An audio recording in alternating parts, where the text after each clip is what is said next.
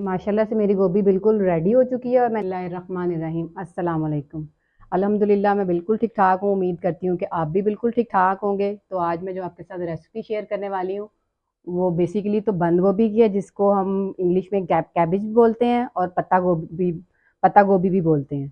یہ ایک لوگ موسٹلی تو گھروں میں لوگ نہیں کھاتے اس کو، زیادہ تر تو لوگ جو ہوتے ہیں وہ اس کو سیلڈ میں یوز کرتے ہیں، لیکن میں آج اس کا سالن بنانے والی ہوں اور جو ایک ڈفرینٹ طریقے سے بناؤں گی۔ موسٹلی یہ بچے بالکل بھی نہیں کھاتے، لیکن آج جس سٹائل سے میں بناؤں گی انشاءاللہ آپ کے بچے بھی کھائیں گے اور آپ کے بڑے بھی کھائیں گے، اور سارے گھر میں یہ ایک بیسک ڈش کی طور پہ بنا کرے گی آپ کے گھر میں۔ تو یہ میں نے آدھا کلو کے قریب میں نے یہ بند گوبھی لے لی ہے۔ یہ میں نے ایک بڑا میرے پاس ٹماٹر تھا جس کو میں نے چاپ کر لیا ہے۔ یہ پیاز ہے ایک درمیانے سائز کا لیا ہے۔ یہ میں نے 2 ہری مرچیں ہیں، ان کو میں نے چاپ کر لیا ہے۔ یہ مٹر ہیں جن کو میں نے فریز کیا ہوا تھا، یہ میرے پاس فروزن مٹر ہیں۔ اور یہ مسالوں میں یہ میں نے نمک ہے 1 ٹی اسپون ہے، آپ اپنے ٹیسٹ کے حساب سے لے سکتے ہیں۔ یہ ہلدی پاؤڈر ہے، یہ ½ ٹی اسپون ہے۔ یہ لال مرچ کا پاؤڈر ہے، یہ بھی ½ ٹی اسپون ہے، لیکن ہمارے گھر میں کم کھائی جاتی ہے اس لیے میں نے اس کو ½ ٹی اسپون لیا ہے۔ یہ سوکھا دھنیا پاؤڈر ہے، یہ زیرہ پاؤڈر ہے، اور یہ زیرہ ہے، یہ میتھی دانہ ہے، اور یہ سکھائے ہوئے جو ہے نا کڑی پتے ہیں، اور یہ جو ہے یہ لہسن ادرک کا پیسٹ ہے۔ تو اب اس سے میں ایک ریسیپی بناؤں گی جس سے انشاءاللہ آپ کو بہت مزہ آئے، اور اس میں سب سے اینڈ پہ میں اس میں انڈے ایڈ کروں گی جس سے ہماری ڈش کا مزہ دوبالا ہو جائے گا۔ چلیں اب اپنی ڈش کو سٹارٹ کرتے ہیں۔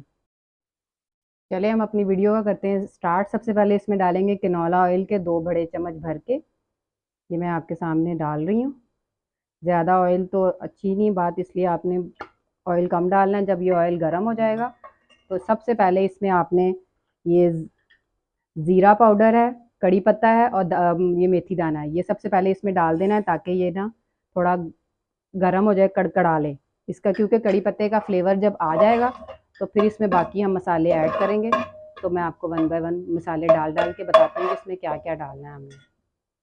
جیسا کہ آپ دیکھیں کہ یہ میری سبزی تقریباً سوتے ہو چکی ہے، تو اب میں اس میں جو اپنے میرے پاس مٹر فروزن تھے میں وہ بھی ایڈ کر دوں گی تاکہ وہ بھی سافٹ ہو جائیں اچھے طریقے سے، اور پھر میں ان کی بنائی کروں گی۔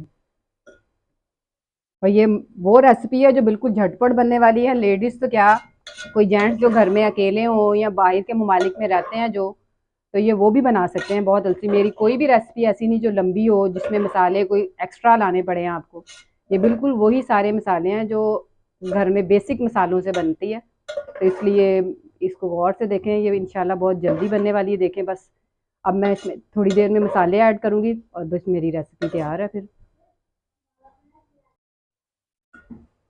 یہ میری سبزی کا بالکل پانی تقریباً خشک ہونے والا ہے، تو اب میں اس میں اپنے مسالے ایڈ کروں گی تاکہ ان کی بھی ساتھ ہی بنائی ہو جائے۔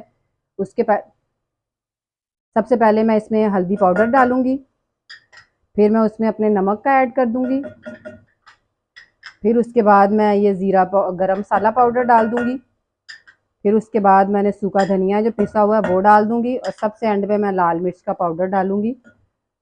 تو پھر میں اس کے بعد اس کی بنائی کروں گی اچھے طریقے سے میں اس کی بنائی کروں گی تاکہ میں پھر اس مسالے بھی بھون جائیں ساتھ، اور ہماری گوبھی بھی بالکل پانی اس کا خشک ہو جائے۔ اور پھر اس میں جب سب سے یہ بنائی اس کی اچھی طرح سے ہو جائے گی تو پھر اس کے سب سے اینڈ پہ میں اس میں ڈالوں گی انڈے۔ ویسے یہ پراٹھوں کے ساتھ بھی بہت لذیذ لگے گی، اور ناشتے میں بھی بہت اچھی لگتی ہے، اور ڈنر میں تو اچھی لگتی ہی ہے چپاتی کے ساتھ۔ میری سبزی کی بالکل دیکھیں بھنائی تقریباً بھون چکی ہے، اور اس کا سبزی کا کلر بھی بالکل نیچرل ہے۔ آپ نے بھی بالکل سبزی کا اتنا ہی پکانا ہے تاکہ سبزی کا بالکل نیچرل کلر جو ہے وہ باقی رہے۔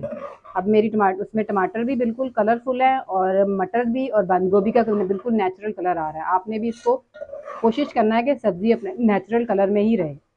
اب میری یہ بھون گئی ہے، تو اب اس میں سب سے اینڈ پہ میں اپنے انڈے ڈالوں گی، اور پھر میں اس کو بھون دوں گی۔ یہ میں نے پہلے 1 انڈا ڈالا، آپ انڈے اس کے اپنے حساب سے زیادہ بھی ڈال سکتے ہیں، لیکن یہ اتنی گوبھی میں 2 انڈے کافی تھے، اس لیے میں نے اس میں 2 ہی انڈے ڈالے ہیں۔ تو اب میں اس کو اچھی طرح سے ہلا لوں گی تاکہ میری یہ بالکل مکس ہو جائے، اور پھر میں اس کو ڈش آؤٹ کر کے آپ کو دکھاتی ہوں۔ یہ بالکل اچھی طرح سے جب مکس ہو جائے گی तो अंडे भी साथ पक जाएंगे बिल्कुल, तो इसका बिल्कुल बहुत अच्छा डिफरेंट टेस्ट बन जाता है ये माशाल्लाह से मेरी गोभी बिल्कुल रेडी हो चुकी है और मैंने इसको धनिए के साथ गार्निशिंग किया है। तो अगर आपको मेरी वीडियो पसंद आई हो तो इसको सब लाइक और सब्सक्राइब करना बिल्कुल मत भूलिएगा। Thank you.